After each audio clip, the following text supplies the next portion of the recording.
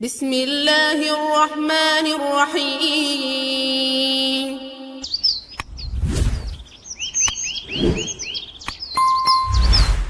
بتقوى الله عز وجل فإن التقوى تنجيكم من عذاب أليم. அளவற்ற அருளாளன் நிகரற்ற அன்புடையோன் எல்லாம் வல்ல அல்லாஹ்வை போற்றுகின்றேன், புகழ்கின்றேன். அல்ஹம்துலில்லாஹ். அவன் ஏகன், இணை துணையற்றவன் என்று சான்று பகர்கின்றேன். உலகிற்கு வெளிச்சமாக இறுதி தூதராக வந்துதித்த முஹம்மது முஸ்தபா ஸல்லல்லாஹு அலைஹி வஸல்லம் அவர்கள் மீதும் அவர்களை அடியொற்றி வாழ்ந்த உத்தம சஹாபாக்கள், தாபிஈன்கள், தபஅத் தாபிஈன்கள், அனைத்து நல்லடியார்கள் மீதும் அல்லாஹ்வின் அருளும் சலாமும் சாந்தியும் வேண்டி பிரார்த்தித்தவனாக. கண்ணியமிக்க அல்லாஹ்வின் நல்லடியார்களே, இஸ்லாமிய சகோதரர்களே,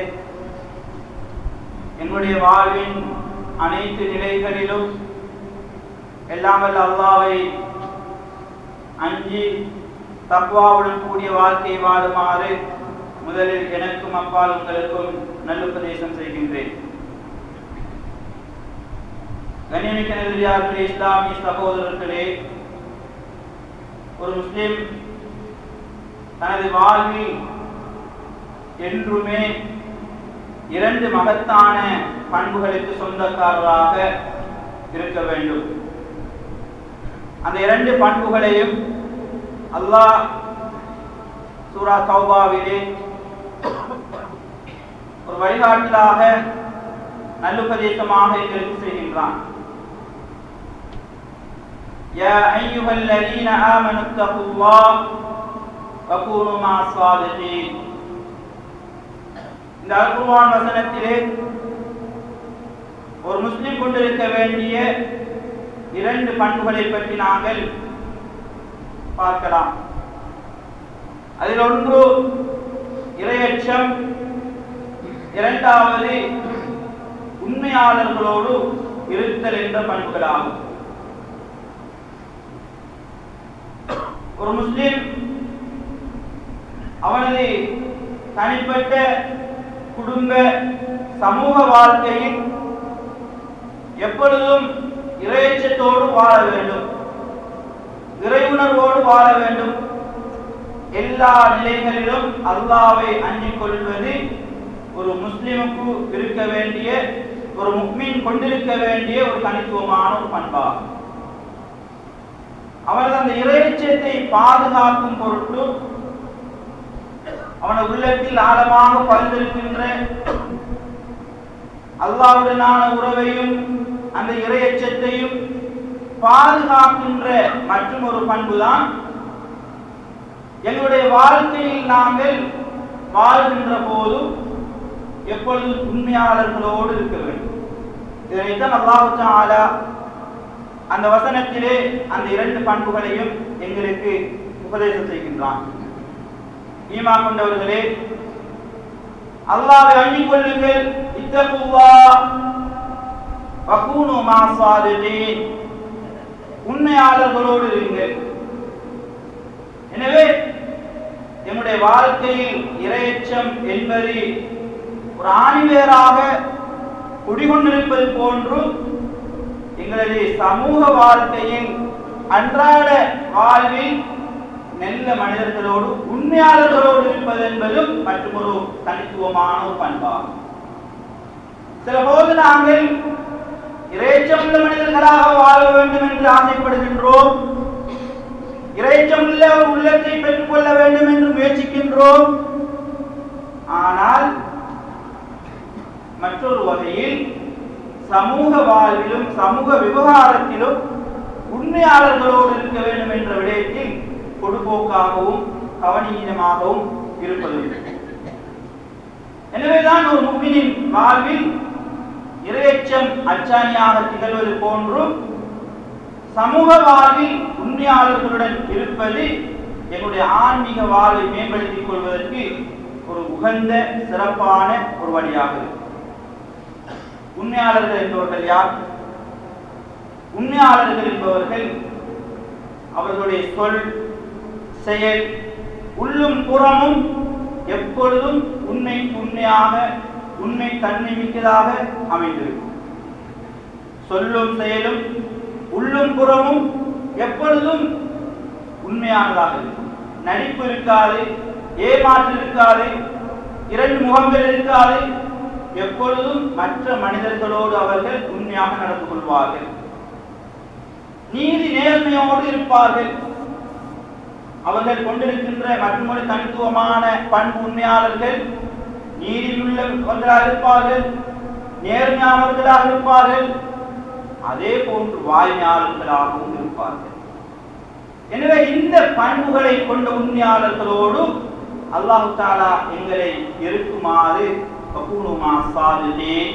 உண்மையாளர்களோடு இருங்கள் என்று சொல்கிறார். இத்தகைய பண்புகளின் சொந்தக்காரராக அல்லாஹ்வின் தூதர் ஸல்லல்லாஹு அலைஹி வஸல்லம் அவர்கள் இருந்தார்கள்.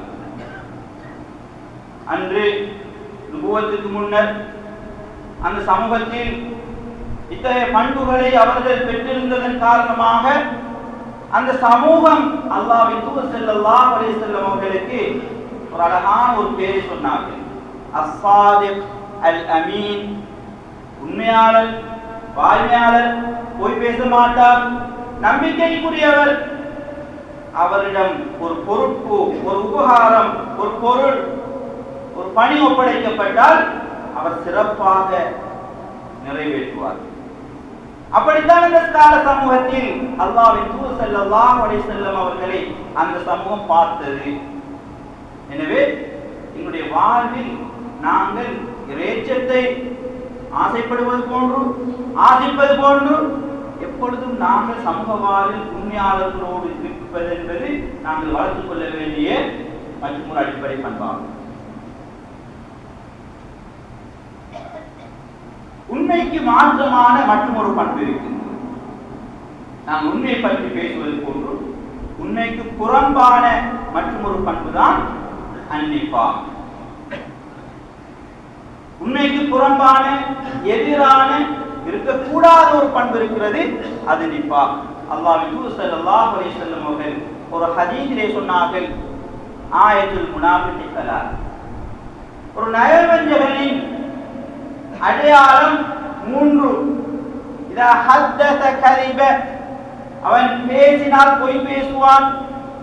வ இதா வஅத அக்லஃப, அவன் வாக்களித்தால் மாறு செய்வான்.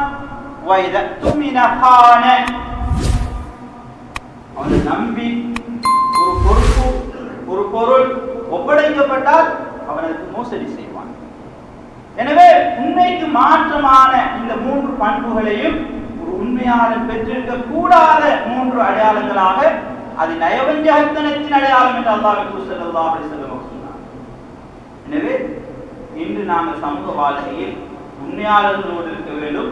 இந்த 3 பண்புகளையும் கொண்ட அடையாளங்களை கொண்ட மனிதர்களோடு இருக்கக்கூடாது.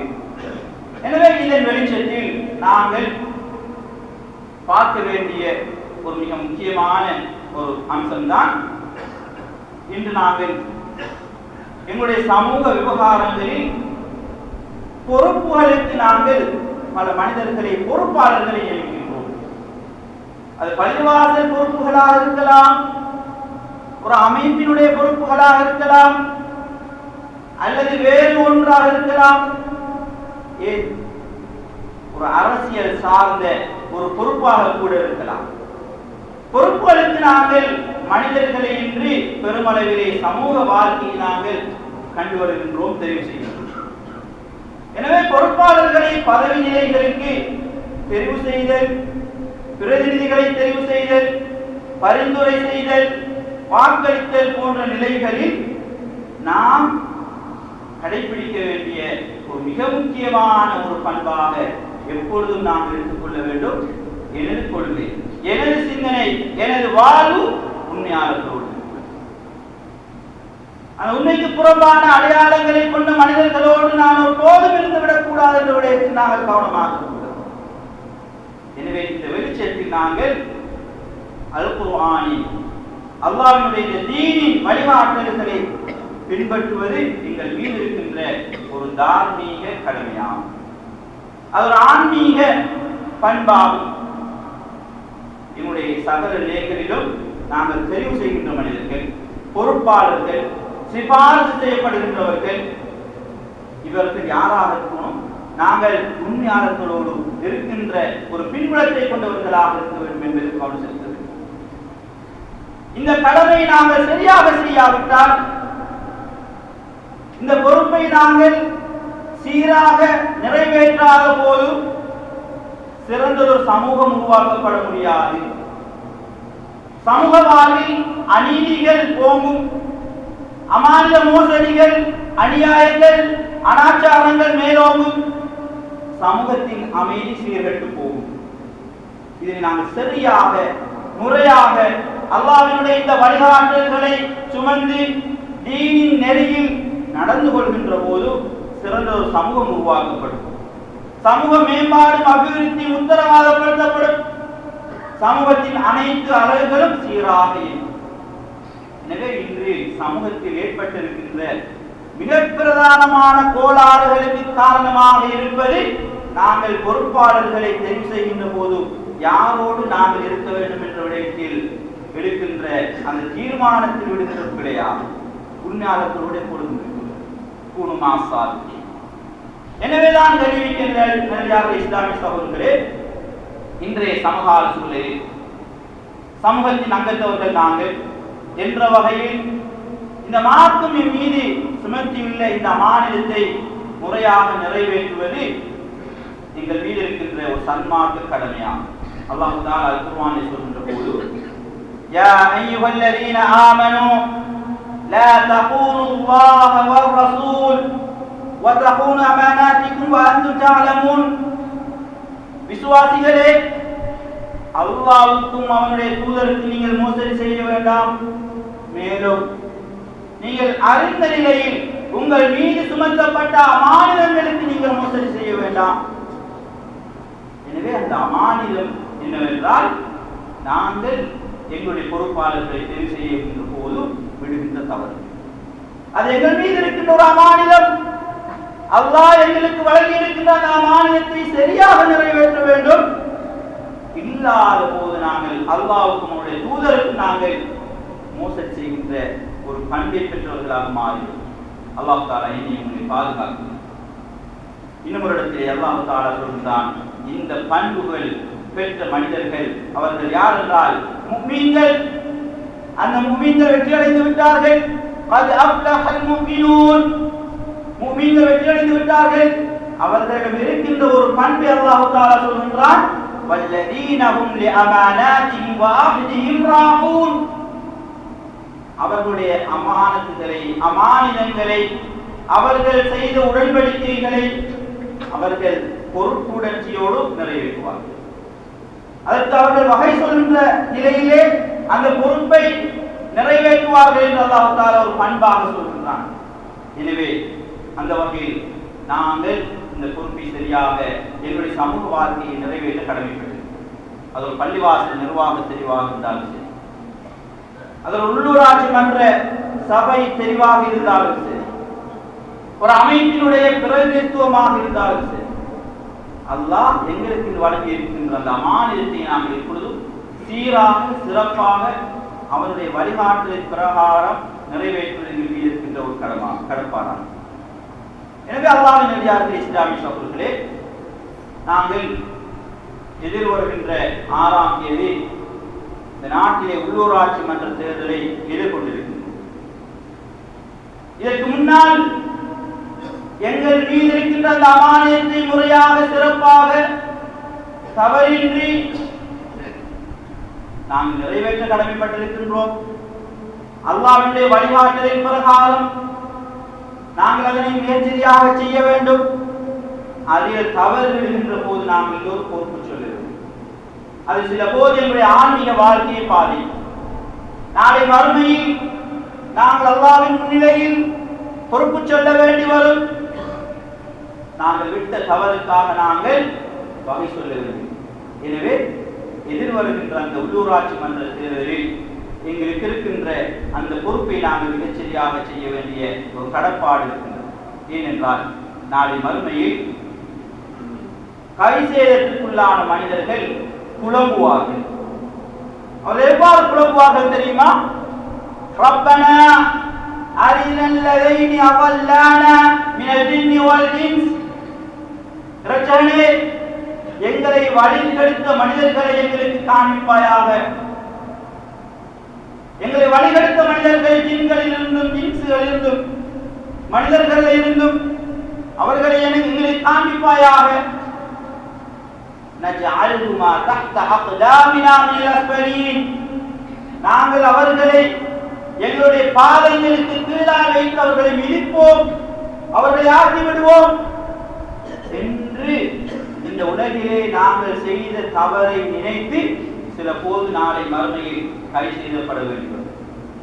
நாங்கள் செய்த தவறு, நாங்கள் தெரிவு செய்த மனிதர்கள் விட்ட பாவங்களுக்காக, நாங்கள் தெரிவு செய்கின்ற போது விட்ட சில முறைகேடுகளுக்காக, இத்தகைய ஒரு ஆன்மீக ஒரு மறுமை வாழ்க்கையை பாழாக்குகின்ற ஒரு விஷயம் நாங்கள் ஒரு பொறுப்புக்கு ஒரு மனிதரை நியமிக்கின்ற போது, பிரதிநிதித்துவம் கொடுக்கின்ற போது, நாங்கள் அந்த தவறை செய்கின்ற போது நாளை மறுமை வாழ்க்கை எங்களுக்கு சீராக அமைய முடியாத சூழலை நாம் சந்திக்கிறோம்.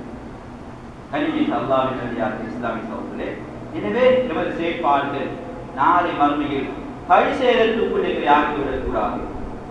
வாழ்வின் சகல நிலைகளிலும் இறை திருப்தியும் அல்லாஹ்வுடைய அருளுக்குரிய மனிதர்களாக நாங்கள் என்றும் இருக்க வேண்டும். தொழுகின்றோம், நோன்பு பிடிக்கின்றோம், பள்ளிவாசல்களோடு நெருக்கமான உறவை பேணுகின்றோம்.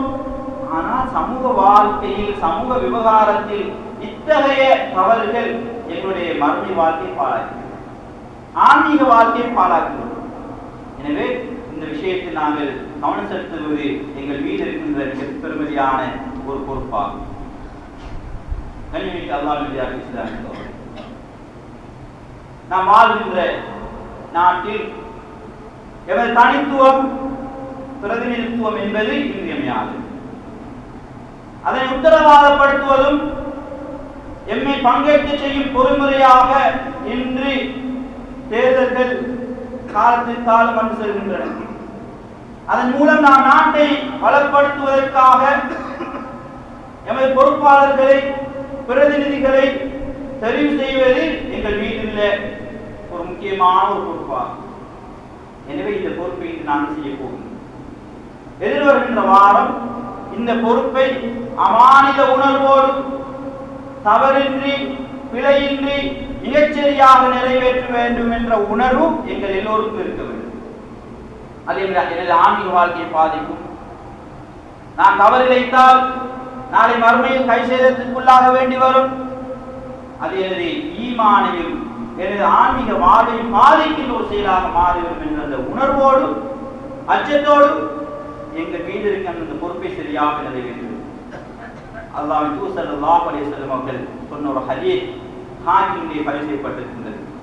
எவர்கள் முஸ்லிம்களுடைய விடயங்களுக்கு பொறுப்பாக நியமிக்கப்பட்டு அவர் பொறுப்புகளுக்கு பொருத்தமானவர் இருக்கின்ற நிலையில் இன்னும் ஒருவரை அவர் நியமிக்கின்றாரோ அவர் அல்லாஹ்வுக்கும் அவருடைய தூதருக்கும் மாறு செய்து விட்டார், இன்னும் முஸ்லிம்களுக்கும் அவர் மாறு செய்து விட்டார் என்று அல்லாஹ் ஸல்லல்லாஹு அலைஹி வஸல்லம் அவர் சொன்னார்.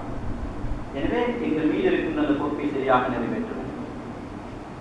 ஏனென்றால் கண்ணியமிக்க நேரடியாக இஸ்லாமிய சகோதரர்களே, இந்த விடயத்தில் நாங்கள் பல போது தவறு செய்கின்றோம், கவனஹீனமாக நடந்து கொள்கின்றோம், பொருட்படுத்துவது கிடையாது, கண்மூடித்தனமாக நடந்து கொள்கின்றோம், அலட்சியம் செய்கின்றோம். ஆனால் இதனை நாம் இஸ்லாத்தின் கண்ணோட்டத்தில் பார்க்க வேண்டும். இஸ்லாத்தின் பார்வையில் தேர்தலில் வாக்களித்தல் என்பது 3 நோக்குகள் இருக்கின்றன. முதலாவது ஷஃபாத், நாங்க எங்கட பொறுப்பாளர்கள் இருந்து ஒருவரை சிபாரிசு செய்கிறோம். ஷஃபாத் என்ற சிபாரிசு செய்தல் என்ற ஒரு இஸ்லாத்தின் பார்வையில் நாங்கள் பார்க்க வேண்டும். அந்த பொறுப்புக்கு, அந்த சபைக்கு எங்களுடைய சமூகம் சார்பில், எனது பிரதேசம் சார்பில், எனது வட்டாரம் சார்பில் இவரை நான் சிபாரிசு செய்கின்றேன் என்ற ஒரு அமானியத்தை நான் நிறைவேற்றும். இரண்டாவது ஷஹாதத், அல்லாஹ் என் மீது வழங்கி இருக்கின்ற அந்த பொறுப்புக்கு நான் இவரை சாட்சியாக இவரை முன்மொழிகின்றேன், இவரை நான் சான்று பகர்கின்றேன் சொல்கிறேன். மூன்றாவது நோக்குதான் வக்காலத். எனது பொறுப்புகளை நிறைவேற்றுவதற்காக நான் இந்த மனிதரை பொறுப்பாக நியமிக்கின்றேன். எனது விவகாரங்களை கையாள்வதற்கும் என்னை பிரதிநிதித்துவம் செய்வதற்கும் எனது கருத்துக்களை, எனது தேவைகளை, எனது உரிமைகளை இவர் மூலமாக நிறைவேற்றிக் கொள்வதற்கு நான் இந்த மனிதரை பொறுப்பாக நியமிக்கின்றேன். வக்காலத் என்ற இந்த 3 நோக்கின் அடிப்படையில் தான் நாங்கள் இதனை பார்க்கிறோம்.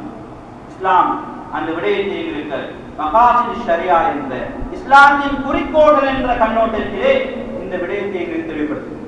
எனவே வாக்களித்தல் என்பதை நாங்கள் ஒரு பொதுப்போக்காக கவனீனமாக பார்க்க முடியாது. அது ஒரு இஸ்லாத்தின் பார்வையில் நாங்கள் பார்க்க வேண்டும்.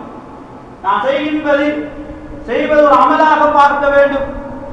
ஒரு பொறுப்புக்கு இவரை நான் நியமிக்கின்றேன் என்று ஒரு அமலை செய்கின்றேன். எனவே இந்த விடயத்தில் நாங்கள் கவனம் செலுத்துவது காலத்தின் தேவையாகும். எனவே கண்ணியமிக்க நேரடியாக இஸ்லாமிய சகோதரர்களே, நாம் எதிர்கொண்டிருக்கின்ற உள்ளூராட்சி மன்ற தேர்தல் மூலமாக எமது பிரதேசத்தை கட்டியெழுப்பும் மகத்தான பணிக்கு எங்களுடைய வாக்குரிமை மூலம் பங்களிப்பு செய்வதற்கான ஒரு சிறந்த ஒரு சந்தர்ப்பத்தை நாங்கள் பெற்றிருக்கிறோம். இதனை அமானித உணர்வோடு நிறைவேற்றுகின்ற போது, உண்மையாளர்களுடன் நாம் இருக்கின்ற போது, எவர் சமூக வாழ்வில் மார்க்க விழுமியங்களை பேணி வாழ்வதற்கு இது உதவியாக அமையும் என்பதில் எந்த விதமான சந்தேகம். எங்களுடைய சமூக வாழ்க்கையில நான் எப்படி குடும்ப வாழ்க்கையில சந்தோஷமாக வாழ்கிறோமோ, என்ற சமூக வாழ்க்கையிலேயும் அமைதியை நிலைநாட்டுவதற்கு இந்த வாக்குரிமையின் மூலமாக நாங்கள் பெற்றிருக்கின்ற இந்த சந்தர்ப்பம் ஒரு மகத்தான ஒரு சந்தர்ப்பமாகும். எனவே அந்த வகையில் நாம் அமானிய உணர்வோடு இந்த விடயத்தை கையாள வேண்டும். எனவே இந்த சந்தர்ப்பத்தில் இஸ்லாத்தின் பின்புலத்தில் நாங்கள் தெரிவு செய்கின்ற, எனது கடமையை நிறைவேற்றுகின்ற அந்த பொறுப்பாளர், நான் வாக்களிக்கின்ற மனிதர் எப்படி இருக்க வேண்டும் என்ற 5 பண்புகளை உங்களோடு பரிமாறிக்கொள்வது பொருத்தம் என்று கருத்து. முதலாவது பண்பு நாங்கள் எப்படி பார்ப்போம்? நான் தெரிவு செய்கின்ற பொறுப்பாளர், என்ற பிரதிநிதி, நான் ஷஃபாஅத் செய்கின்றவர், நான் சாட்சி சொல்கின்றவர், ஷாஹித், நான் வக்காலத்தாக பொறுப்பாக நியமிக்கின்ற இவர் எப்படி இருக்க வேண்டும்? முதலாவது மார்க்க விழுமியங்கள், இஸ்லாமிய வரையறைகளை பேணுகின்ற நல்லவராக இருக்க வேண்டும். சமூக மேம்பாட்டுக்காக உழைக்கின்ற வல்லவராக இருக்க வேண்டும். பதவிகளை பெறுவதற்கும் வருமானத்தை ஈட்டுவதற்குமான வழியாக அரசியலை கருதாமல் ஒரு சமூக பணியாக கருதி செயற்படுகின்ற ஒரு சிறந்த மனிதராக இன்னைக்கு நாம் பார்க்கிறோம். இந்த பதவியை பெற்றுக் கொள்வதற்காக வேண்டி எத்தனையோ லஞ்சங்கள் வழங்கப்படுகின்றன. பொருளாகவும் காசாகவும் எத்தனையோ லஞ்சங்கள் பரிமாறப்படுகின்றன. ஏன், என்ன காரணம் என்றால் பதவியை பெற்றுக் கொள்ளணும், அவர் அரசியல் உத்தரவாதப்படுத்திக் கொள்ளணும். அப்படி ஒரு முஸ்லிம் பார்க்கக்கூடாது. நாங்கள் தெரிவு செய்கின்ற இந்த மனிதர் இஸ்லாமிய வரையறைகளை பேணுகின்ற, விழுமியங்களை பேணுகின்ற சிறந்த மனிதராக இருக்கும், நல்லவராக இருக்கணும், சமூக மேம்பாட்டுக்காக உழைக்கின்ற வல்லவராக இருக்க வேண்டும். இது ஒரு சமூக பணியாக பார்க்கிறோம். இது எங்களுக்கு முன்னால் இருக்கின்ற ஒரு பிரதானமான ஒரு பண்பாகும். இந்த பண்பை கொண்ட மனிதர்கள் எப்பொழுதும் சமூகத்தோடு ஐக்கியமாக இருப்பார்கள், சமூக மேம்பாட்டுக்காக உழைப்பார்கள், என்றும் சமூகத்தை தன் தோள்களில் சுமந்து கொள்வார்கள். சமூகத்துக்கு என்று ஏதேனும் நடந்துவிடும் என்றால், உரிமைகளை இழந்து விடுவோம் என்றால் குரல் கொடுப்பார்கள். இத்தகைய மனிதர்கள் பிரதானமாக நாங்கள் கவனித்துக் கொள்ள வேண்டிய முதலாவது பண்பு கொண்ட மனிதர்களாக இருக்க வேண்டும். இரண்டாவது, நாங்கள் தெரிவு செய்கின்ற, விரும்புகின்ற அந்த மனிதர் உண்மை, வாய்மை, நேர்மை, வாக்குறுதி பேணல் போன்ற அப்பழுக்கற்ற பண்புகளுக்கு அவர் சொந்தக்காரர். இன்றைக்கு நாங்கள் பொறுப்பாளர்களை தெரிவு செஞ்சுட்டு நாங்கள் போயிடுறோம். ஆனா வருகின்றவர்களுக்கு இந்த பண்புகள் இல்லாத ஒரு துரதிர்ஷ்டமான ஒரு சூழலை நாங்கள் பார்க்கிறோம். வாக்குறுதி பேண தெரியவில்லை, உண்மையாளர்களாக நடந்து கொள்ள தெரியாது, வாய்மை இல்லை, அவருடைய பணிகளில் நேர்மை கிடையாது. இதை நான் பார்க்கிறோம் சமூக வாழ்க்கையில். பொறுப்புகளுக்கு வந்துவிட்டால் இத்தகைய மனிதர்களை நாங்கள் பார்க்கின்றோம். இதனைத்தான் அல்லாஹ் தஆலா சொல்கின்றான், உண்மையாளர்களோடு இருங்க. இந்த மனிதர்களை நாங்கள் தெரிவு செய்கின்ற போது இந்த பண்புகளை நாங்கள் கவனித்துக் கொள்வோம். மூன்றாவது, நாங்கள் தெரிவு செய்கின்றவர் ஏமாற்று, மோசடி போன்ற பாவமான காரியங்களில் சம்பந்தப்படாதவராகவும், பாவமான முறைகளில் பொருளீட்டலில் ஈடுபடாத ஒரு நன்னடத்தை கொண்ட ஒரு மனிதராக இருக்கும். இன்றைக்கு பதவிகளுக்கு வந்துட்டா நிறைய இத்தகைய பண்புகளை கொண்ட மனிதர்களை பார்க்கும். சமூகத்தில் மிகப்பெரிய ஒரு அநீதி நடைபெறுவதை நாங்கள் பார்க்கின்றோம். இந்த மனிதர்கள் இறைவனோடு இருக்கின்ற தொடர்பு உறவு ஒரு பக்கம் இருக்க, சமூக விவகாரத்திலும் இவர்கள் வெளியான பண்புகளை கொண்ட மனிதர்கள் நாம் பார்க்கிறோம். மோசடி செய்கின்றார்கள். இந்த சமூகத்தின் அழகுகளில் மிகப்பெரிய பாரிய கோளாறுகளை, இடைவெளிகளை ஏற்படுத்துகின்றார்கள். இத்தகைய மனிதர்களை நாங்கள் தெரிவு செய்துவிட்டால் சமூக வாழ்க்கை சீரற்று போயிடும். சமூகத்தில் மிகப்பெரியதொரு அநியாயம் நடைபெறுவதற்கு நாங்கள் காரணமாக.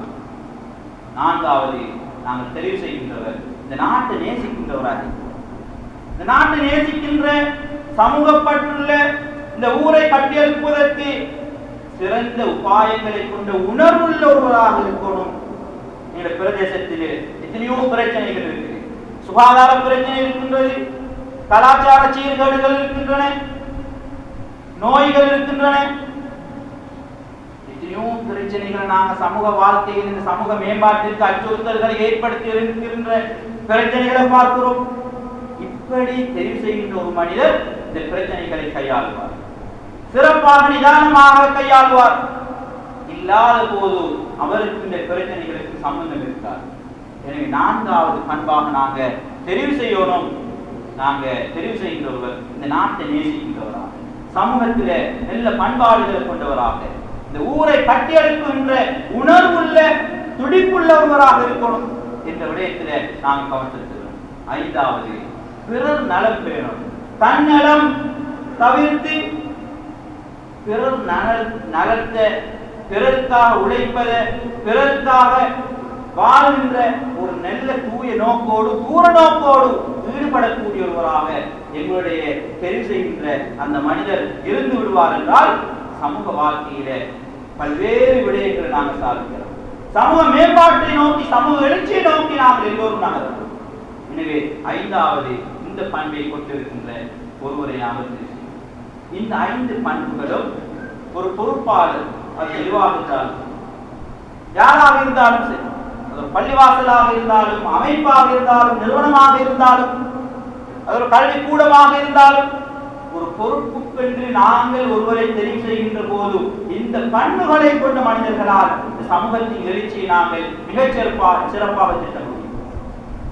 அந்த வகையில் எங்களுக்கு முன்னால் இருக்கின்ற இந்த தேர்தலில், உள்ளூராட்சி மன்ற தேர்தலில் நாங்கள் எல்லோரும் பொறுப்புணர்வோடு இந்த அமானிதத்தை நிறைவேற்றுவது எங்கள் எல்லோருக்கும் இருக்கின்ற மிகப்பெரிய ஒரு கடப்பாடாகும். அது ஒரு ஆன்மீக பண்பாக நாங்கள் எடுத்துக்கொள்ள வேண்டும். அதே வேளை நாங்கள் தெரிவு செய்த மனிதர்கள், நாங்கள் சிபார்த்து செய்த மனிதர்கள், நாங்கள் பொறுப்பு சாட்டிய மனிதர்கள், அவர்கள் இந்த பொறுப்புக்கு வந்தால் அவர்கள் 3 தனித்துவமான பண்புகளோடு அந்த பொறுப்பை மிகச்சரியாக நிறைவேற்றுவது இந்த மார்க்கத்தின் மற்றொரு மிக முக்கியமான ஒரு கடமையாகும். அதிலே ஒன்று, பொறுப்பு என்பது ஒரு வாய்ப்பு அல்ல. நாங்கள் பெற்றிருக்கின்ற பொறுப்பு ஒரு வாய்ப்பு அல்ல, சந்தர்ப்பம் அல்ல. அது ஒரு அருள், அமானிதம். இந்த அருளையும் அமானிதையும் மிகச்சரியாக நிறைவேற்றாத போது நாளை மறுமையில் அல்லாஹ்விடத்திலே, அல்லாஹ்வின் முன்னிலையில் வகை சொல்ல வேண்டும், பொறுப்பு கூற வேண்டி வரும். அல்லாஹ் தஆலா அத்தகைய மனிதர்களை கண்டிக்க போதுமானவர். எனவே அந்த பயத்தோடு, அச்சத்தோடு, உணர்வோடு கடமையாற்றுகின்ற, கர்மமாற்றுகின்ற ஒருவராக அவர் திகழ வேண்டும்.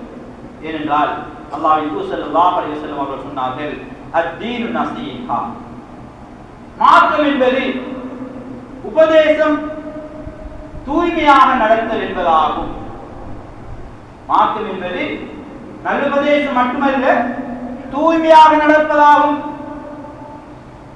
சஹாபாக்கள் கேட்டார்கள், லிமன் யா ரசூலல்லாஹ், யாருக்கு நடக்க வேண்டும் அப்படி என்று கேட்டபோது அல்லாஹ் ஸல்லல்லாஹு அலைஹி வஸல்லம் சொன்னார்கள், லில்லாஹி வலி ரசூலிஹி வலி கிதாபிஹி வலி அஇம்மத்தில் முஸ்லிமீன் வ ஆம்மதிஹிம். அன்-நஸீஹா என்பது அல்-இஹ்லாஸ் பில் அமல், எங்களுடைய அமல், எங்களுடைய செயல்பாடுகளில் தூய்மையாக இஹ்லாஸோடு நெல்லெண்ணத்தோடு நடந்து கொள்வதாகும். அப்போது அல்லாஹ் ஸல்லல்லாஹு அலைஹி வஸல்லம் முதலாவது அவர் யாருக்கு தூய்மையாக நடந்து கொள்வார் தெரியுமா? அல்லாஹ்வுக்கு தூய்மையாக நடந்து, அல்லாஹ்வுக்கு விசுவாசமாக நடந்து கொள்ள வேண்டும். அவன் தந்த இந்த அமானிதத்தை, இந்த அருளை மிகச்சரியாக நிறைவேற்ற வேண்டும் என்ற அந்த உணர்வோடு நடந்து கொள்ள வேண்டும். இதிலே கீறல்களுமாக இருந்தால், மோசடிகள் நடைபெறுமாக இருந்தால் அல்லாஹ் தஆலா கண்டிப்பது மிக கடுமையானவன். எனவே இந்த பொறுப்புணர்வோடு நடந்து கொள்ளணும். இரண்டாவது, அவனது தூதருக்கு தூய்மையாக, மூன்றாவது அவனுடைய வேதத்துக்கு அவர் இக்லாஸோடு தூய்மையாக நடந்து கொள்ள வேண்டும்.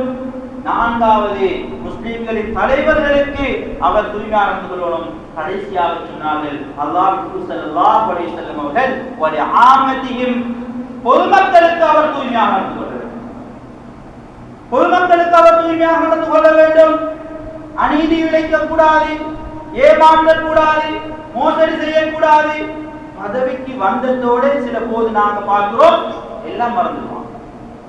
அந்த பொறுப்பாளருக்கு அந்த சீட்டுக்கு வந்துட்டா அவர்கள் சமூகத்தை பற்றி அறிந்து கொள்ள மாட்டார்கள். இது ஒரு அமானிதம் என்று யோசிக்க மாட்டார்கள், இது ஒரு அருள் என்று பார்க்க மாட்டார்கள். ஆனால் கட்டாயம் அல்லாஹ்வுடைய இந்த மார்க்கத்தின் ஒளியில், இந்த தீனின் வழிகாட்டலில் இந்த இடத்திற்கு வருகின்ற நாங்கள் தெரிவு செய்யப்படுகின்றவர்கள் எப்பொழுதும் இந்த பொறுப்பு, இது ஒரு அமானிதம், இது ஒரு அருள் என்ற பார்வை அவர்கள் கொண்டிருக்கிறார்கள். இரண்டாவது, அவர்கள் எளிமை, தியாகம், அர்ப்பணம் முதலான மெச்சத்தக்க பண்புகளாலும் செயற்பாடுகளாலும் இந்த இஸ்லாத்திற்கும் முஸ்லிம் சமூகத்திற்கும் சான்று பகர்கின்றவர்களாக இருக்கிறோம். இன்றைக்கு இந்த நாட்டில் நாங்கள் ஒரு அரசியல் கலாச்சாரத்தை உருவாக்கி வைத்திருக்கிறோம். நாங்கள் ஒரு பொறுப்பை செய்கின்றோம். அதன் மூலமாக முஸ்லிம் சமூகத்தை இந்த இஸ்லாம் இழிவுபடுத்தப்படுகின்றது, இந்த இஸ்லாம் கேள்விக்குட்படுத்தப்படுகின்றது, இழிவடைந்து செல்கின்றது. ஏனென்றால் இந்த இஸ்லாத்தை சுமந்து நாங்க நல்ல கலாச்சாரத்தை கட்டி எடுக்க மறந்தோம், நல்ல ஒரு பண்பாட்டை காட்ட மறந்துட்டோம், நல்ல ஒரு பண்பாட்டு விழுமியத்தை உருவாக்குகின்ற ஒரு சமூகமாக மாற தவறிவிட்டோம்.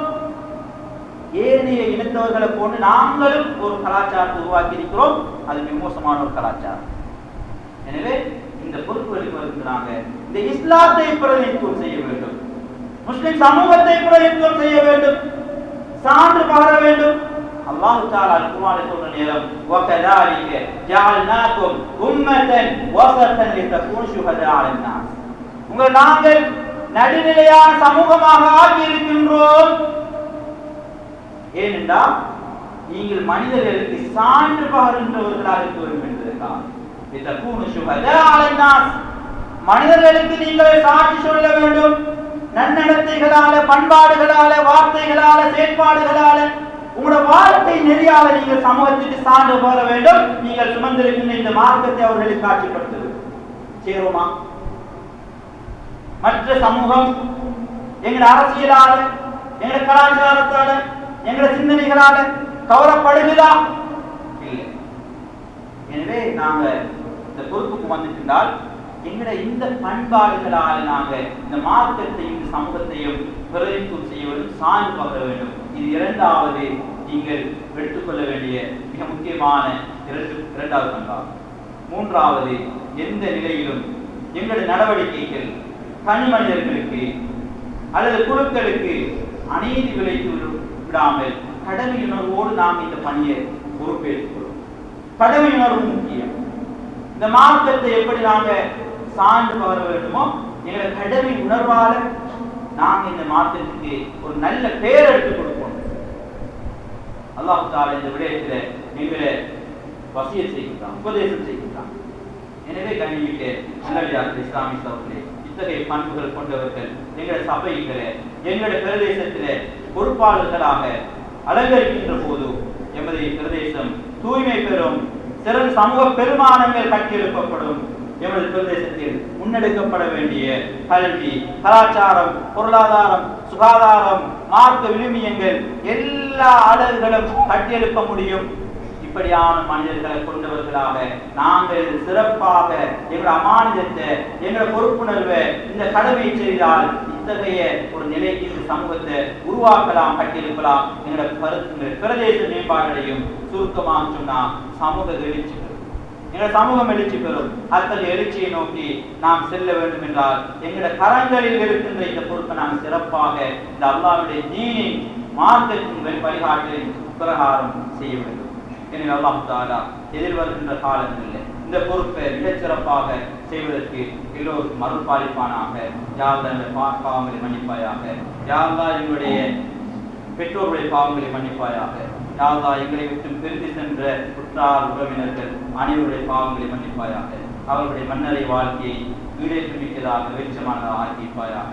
யாவது சமூக வாழ்க்கையில் நாங்கள் எதிர்கொள்கிற பிரச்சனைகள், அனர்த்தங்கள், அனாச்சாரங்கள் எல்லாவற்றிலும் அல்லாஹ் எங்களுக்கு விடுதலை அளிப்பாயாக, எங்களை பாதுகாப்பாயாக. வாஹு தவானா அல்ஹம்துலில்லாஹி ரப்பில் ஆலமீன். அல்ஹம்துலில்லாஹ் அல்ஹம்துலில்லாஹி அலா இஹ்சானி வஷ்ஷுக்ரு லஹு அலா தௌஃபீகிஹி வஅஸீமி இம்தினானி. وأشهد أن لا إله إلا الله وحده لا شريك له تعظيما لشأنه. وأشهد أن سيدنا ونبينا محمدا عبده ورسوله الداعي إلى رضوانه صلى الله وسلم وبارك عليه وعلى آله وأصحابه وأتباعه بإحسان إلى يوم الدين. أما بعد، قال الله تعالى في القرآن الكريم: فلا تغرنكم الحياة الدنيا ولا يغرنكم بالله الغرور. وقال نبينا صلى الله عليه وسلم: الدين نصيحة. قلنا لمن؟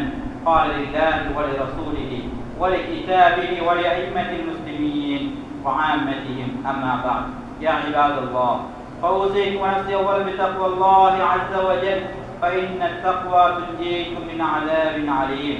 بارك الله لي ولكم بالقرآن العظيم، وأقول قولي هذا أستغفر الله لي ولكم ولسائر المسلمين من كل ذنب فاستغفروه إنه هو